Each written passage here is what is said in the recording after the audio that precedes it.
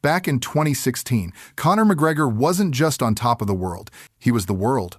With a left hand that could switch the lights off on anyone at 145 or 155 pounds, the man looked unbeatable. He was the champ, a two-division king who had just utterly picked apart Eddie Alvarez to snatch the lightweight title. His precision was poetry, his power was terrifying, and his mind games had opponents beaten before they even walked to the cage. For that moment in time, he was the perfect fighter. But this sport, it never stands still. The game gets harder, the athletes get better, and the strategies get smarter. A new generation of absolute killers has risen through the ranks, and these guys aren't just strikers. They're relentless wrestlers, submission wizards, and granite-chinned brawlers with gas tanks that just don't empty. So, the big question is, how would the Prime, Notorious, the 2016 version actually handle the elite of today? Today, we're breaking down the top 5 modern lightweights with the perfect styles to dethrone the king. From suffocating wrestlers to surgical strikers, we've got a killer list for you. You are not going to want to miss who comes in at number 1. At number 5, we have the most violent man in the lightweight division, period. The human highlight, Justin Gaethje. Now, this matchup is fascinating because it's not a classic grappler versus striker fight. This is fire against fire, but with one huge difference. The problem for McGregor against Gaethje is durability and pure attritional warfare. Prime Conor was a genius because of his efficiency. He was a sniper, not a machine gunner, picking his shots with laser precision to get you out of there early. But what happens when the other guy can just walk right through those shots? Justin Gaethje has one of the most legendary chins in the sport, and a pain tolerance that just isn't normal. Gaethje's number 1 weapon is that brutal leg kick. He throws them with fight-ending power, and they are a known weakness for a fighter with a wide, boxing-heavy stance like Conor. We all saw what Dustin Poirier's calf kicks did to Conor's movement in their rematch. Gaethje would be blasting that lead leg from the opening bell, chopping down Conor's base, ruining his footwork, and taking the venom out of that left hand. Sure, Conor's precision could definitely trouble Gaethje early on, but the highlight is more than willing to eat a shot to give a shot. His game plan is brutally simple. Make it a dogfight. He would march forward, absorb the best Conor has, and return fire with his own brand of chaos. If this fight gets past the 10-minute mark, Gaethje's relentless pressure and the accumulated damage,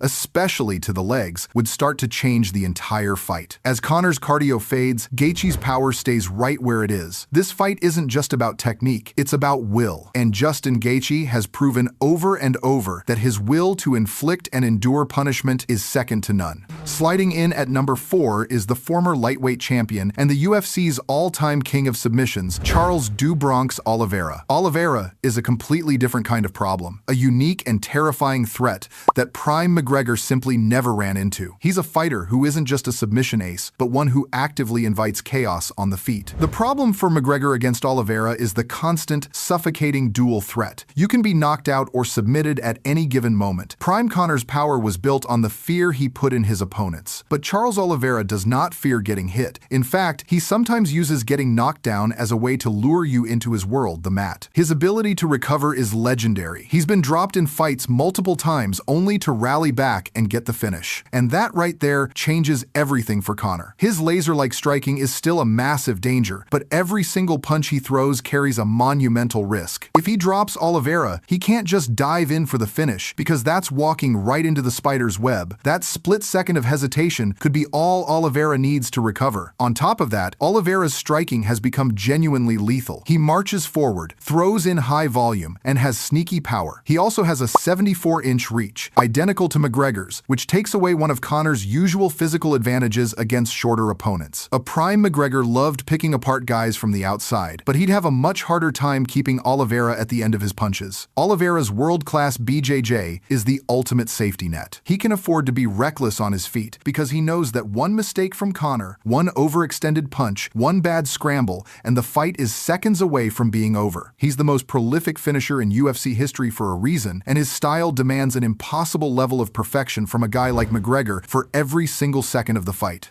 Cracking our list at number 3 is El Matador, Ilia Topuria. This man is a new kind of threat, blending ferocious, high-level boxing with a truly elite submission game. He is one of the most complete mixed martial artists today. For Conor, the problem with Topuria is the suffocating, intelligent pressure combined with one-punch knockout power. Topuria is a master of cutting off the cage, walking opponents down behind a tight, disciplined guard, and forcing them into his range. He doesn't just brawl. He uses crisp, technical boxing, often inspired by Canelo Alvarez, to break opponents down. He attacks the body relentlessly to create openings for the knockout shot to the head. This presents a unique challenge for a Prime McGregor. Conor's game was built on controlling distance and countering, but Topuria's constant forward pressure and cage cutting would give him no room to breathe. While Conor possesses a reach advantage, Topuria is an expert at closing that distance behind feints and a piston-like jab. And here's the scary part. Topuria is not just a striker. He is a BJJ black belt with a background in Greco-Roman wrestling, and the majority of his wins have come via submission. If Conor overcommits to defending the boxing, Topuria has the world-class grappling to drag the fight to the mat and end it there. He's a dual-threat finisher who is defensively sound, incredibly powerful, and represents the evolution of the sport. All right, we're at the halfway point, and these matchups are only getting scarier. If you're digging this breakdown in the debate, do me a solid and hit that like button.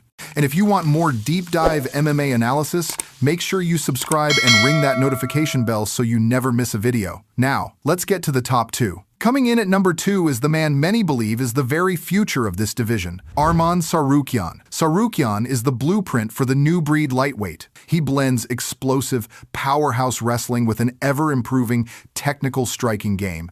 He is the complete package. For McGregor, the issue here is a new, upgraded version of the puzzle Khabib presented. Think of the relentless, suffocating wrestling, but now add a much more dynamic striking threat to it. On short notice, Tsarukyan gave the current champ, Islam Makhachev, one of his hardest fights, showing off wrestling and scrambling skills that are right at the top of the division. Against a Prime McGregor, Tsarukyan isn't going to be scared of the striking. He's got intelligent footwork and the explosive speed to dart in and get a hold of Conor's hips. That wide karate stance that makes Conor's striking so unique, it's a huge invitation for an explosive wrestler like Tsarukyan to shoot a takedown, a weakness Chad Mendes showed us years ago. Arman is a master at chaining his takedown attempts, putting a massive tax on Conor's cardio from the opening bell. But unlike some of the old-school wrestlers, Arman is a legitimate problem on the feet.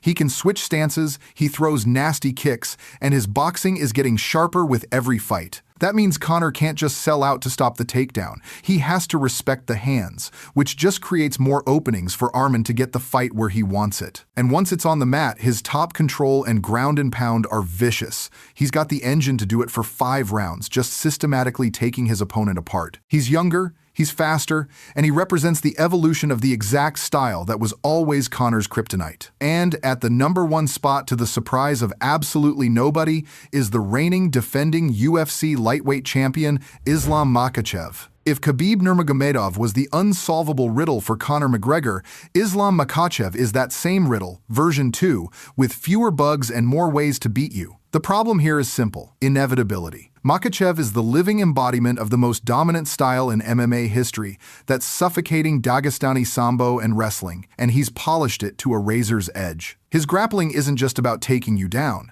It's about absolute control, soul-draining pressure, and a submission game that's as technical as it is brutal. Against a Prime McGregor, the game plan would be brutally clear and relentless. Close the distance, get the clinch, and drag this fight to the mat. Conor's takedown defense, even at its prime, was built to stop that first big shot. Islam doesn't work like that. His system is about chaining attempts, using trips from the clinch, and just relentlessly pursuing the takedown until it happens. His strength in the clinch is on another level, and he has an uncanny knack for shutting down even the most elite strikers. And the scariest part? He's not just a grappler anymore. Islam has developed a very sharp and effective southpaw striking game, including that missile of a left high kick he used to knock out Alexander Volkanovski. This means Conor can't just be waiting for the takedown, he has to respect Islam's power on the feet, which ironically only makes the takedown easier to get. The fight basically plays out like a countdown timer. McGregor would have maybe 1 asterisk, maybe times 2 rounds to land a perfect fight-ending bomb. But with every minute that ticks by, Islam's pressure builds, Conor's gas tank empties, and the takedown becomes inevitable. Once it hits the floor, Makhachev's control is a masterclass. He gives you no room to breathe, let alone think about escaping. It is a stylistic nightmare in every sense of the word, and the absolute worst possible matchup for even the very best version of Conor McGregor. And that's the list. The 5 modern lightweights who have the tools to beat a prime, notorious Conor McGregor. From Gaethje's iron will and Oliveira's chaotic finishing ability, to Topuria's violent precision, Tsarukyan's next-level evolution, and Islam Makhachev's suffocating dominance. Look, this isn't about tearing down Conor's legacy. In his prime, he was a once-in-a-generation talent who literally changed the sport forever. But MMA evolves. The game gets harder, the athletes get better, and the strategies get smarter. These 5 fighters are proof of the brutal evolution of the lightweight division. A shark tank filled with specialists who seem perfectly designed to exploit the few weaknesses the Irish King ever showed. But hey, that's just my list. What do you think? Who did I miss? Who is your #1 pick to take out a prime Conor McGregor? Drop your top 5 in the comments below. I read every single one. Thanks for watching, and I'll catch you in the next one.